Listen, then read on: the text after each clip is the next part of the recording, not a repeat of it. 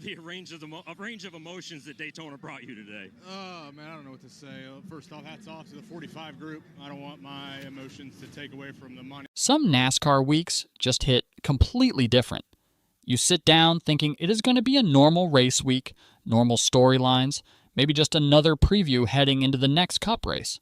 Then suddenly, two completely different stories start shaking things up around the garage. And right now, heading into the Pennzoil 400 at Las Vegas Motor Speedway, that is exactly what is happening. And fans across the NASCAR world are talking. Let's start with a story that has been developing over the last 2 weeks, because it keeps getting more serious every time new information comes out. Alex Bowman will not be in the number 48 Hendrick Motorsports Chevrolet this weekend at Las Vegas. This is now the second consecutive race that Bowman has missed, and the reason is vertigo. Here is how this situation started. On March 1st, during the race at Circuit of the Americas, Bowman began experiencing serious symptoms while behind the wheel. He exited his vehicle after 71 of 95 laps. Myatt Snider stepped in to finish the race, marking Snider's first ever Cup Series laps. Shortly after COTA, Bowman was officially diagnosed with vertigo. The following week, at Phoenix Raceway, Hendrick Motorsports turned to Anthony Alfredo, their simulation driver, to fill the seat. Alfredo actually had a strong run going. He was running 7th before getting collected in a restart crash at lap 217, which ended his day with a 33rd place finish. Phoenix marked Alfredo's first Cup Series appearance on a non-drafting style track since April 2023 at Martinsville Speedway. Now heading into Las Vegas, Hendrick Motorsports has confirmed that Justin Allgaier will pilot the number 48 this Sunday. Jeff Andrews, president and general manager of Hendrick Motorsports, addressed the situation directly. Alex continues to work closely with doctors toward being medically cleared, but he's still experiencing some lingering symptoms. He's put a lot into the recovery process, and we will continue to support him every step of the way. Our priority remains making sure Alex is fully ready before returning to the race car. There is still no official timetable for Bowman's return. Hendrick Motorsports clearly trusts Justin Allgaier in high-pressure situations, and his resume explains exactly why. Allgaier is 39 years old and is the 2024 NASCAR O'Reilly Auto Parts Series champion.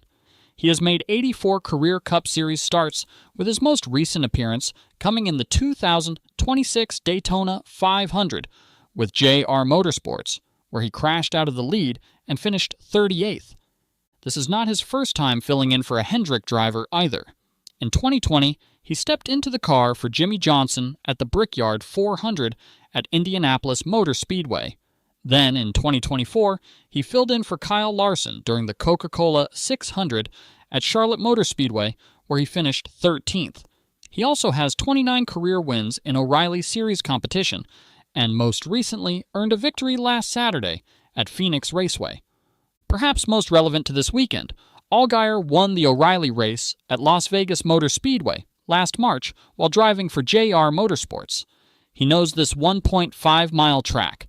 He will start 22nd on the grid for Sunday's race. At Saturday media availabilities at Las Vegas, both William Byron and Chase Elliott spoke about their teammate.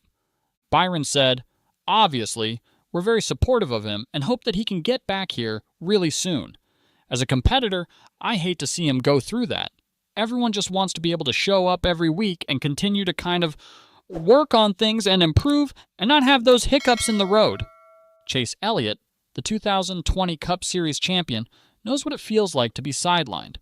Elliott missed the spring race at Las Vegas in 2023 due to a fractured tibia and sat out the following 5 races during recovery. He said, "You want to let the guy know that he is supported and missed. I enjoy working with Alex. Unfortunately, I can't do anything for him. That's a tough spot. Just let the guy know you miss working with him and hope he gets it all sorted out." When you look at the numbers, the situation becomes even more concerning for Bowman's 2026 season. He currently sits 36th in the Cup Series standings, dead last among full-time drivers. He is already 77 points behind the current playoff cutoff, and that gap will likely grow past 100 points after Las Vegas. Even if he returns next week at Darlington, making the playoffs at this point is a long shot. Bowman has now missed races in 3 of the last 5 seasons for medical reasons. 5 races in 2022 with a concussion, 3 races in 2023 with a broken back, and now this vertigo situation in 2026. Bowman has 8 career wins in 364 career Cup Series starts and has been driving for Hendrick full-time since the 2018 season, making the playoffs in all but 1 season during that stretch. Every race missed now means lost points, lost momentum, and lost track time in what is already a difficult year. Now here's where this Las Vegas weekend gets even wilder, because the Bowman story is not the only thing shaking up the garage. During pre-race inspection at Las Vegas Motor Speedway, 4 different race teams failed inspection twice. Under NASCAR's rules, failing inspection twice before practice and qualifying results in automatic penalties. All 4 car chiefs have been ejected for the remainder of the race weekend, and all 4 teams have lost their pit stall selection, meaning they will receive whatever final 4 stalls are left over after the rest of the 36-car field chooses. The 4 teams penalized are the number 24 Hendrick Motorsports Chevrolet of William Byron, the number 2 Team Penske Ford of Austin Cindric, and both Kaulig Racing entries, the number 16 Chevrolet of A.J. Allmendinger, and the number 10 Chevrolet of Ty Dillon. All 4 cars passed on the 3rd attempt, so they will be allowed to qualify and will not face any in-race penalties. A 3rd failure would have resulted in a drive-through penalty at the start of Sunday's race, but no further issues were reported. None of these 4 cars are currently inside the top 10 in points. Byron sits 11th, Allmendinger 13th, Ty Dillon 21st, and Cindric 30th. Losing pit stall position at a 1.5-mile intermediate track like Las Vegas is a genuine competitive disadvantage. Pit strategy is critical at tracks like this, and starting that chess match with fewer options is a real problem.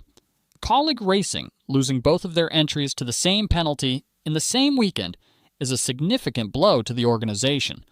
Similar inspection failures happened earlier this season. Both Austin Dillon and B.J. McLeod failed inspection twice at Atlanta just 3 weeks ago. While all of this was unfolding in the garage, Noah Gragson was making headlines of his own, and for a very different reason. Gragson, 27 years old, drives the number 4 Ford for Front Row Motorsports in 2026. This week he was featured in The Athletic's 12 Questions interview series with NASCAR insider Jeff Gluck. The question he received came from Christopher Bell, and it was simple.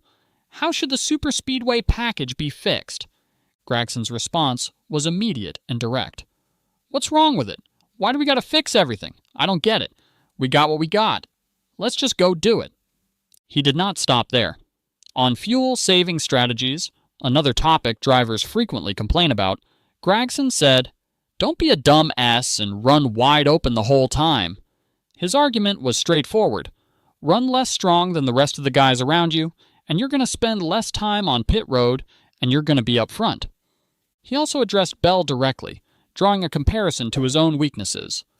I'm not the best road course racer. I could say, oh, I need a bigger spoiler because I suck at it. We need to fix that. No. I just need to become a better road course racer. Gragson's message to anyone complaining about the Super Speedway package was blunt. Get better at the strategy, adapt to the conditions, and stop asking NASCAR to change the rules to cover for individual weaknesses. He pointed out that drivers' opinions on racing packages often mirror their own results. When things go your way, the system feels great. When they do not, suddenly people start talking about changes. Interestingly, Gragson himself starts 34th on the grid this Sunday at Las Vegas, a track where his hometown roots run deep, as he is from Las Vegas, Nevada. He is showing up, racing whatever package is in front of him, and not asking for anything different. Christopher Bell earned the pole position for Sunday's Pennzoil 400, with Joe Gibbs Racing putting their cars 1, 2, 3 on the starting grid. Bell in the number 20, Denny Hamlin in the number 11, and Ty Gibbs in the number 54. Kyle Larson starts 5th and enters as the odds-on favorite at plus 330. Defending race winner Josh Berry starts 32nd. Justin Allgaier lines up 22nd in the number 48, and Noah Gragson starts 34th in the number 4. 36 cars are entered into this weekend's event, and for the first time this season, there are 0 open cars in the field. Every entry is a chartered car. This mirrors what happened at the first Las Vegas race in 2025, which became the first race in NASCAR Cup Series history with 0 part-time drivers in the field. Richard Childress Racing chose not to enter their number 33 open car this weekend after running it at both COTA and Phoenix. 3 stories, 3 completely different situations, 1 race weekend. That is Las Vegas 2026. And Sunday's Pennzoil 400 cannot get here fast enough.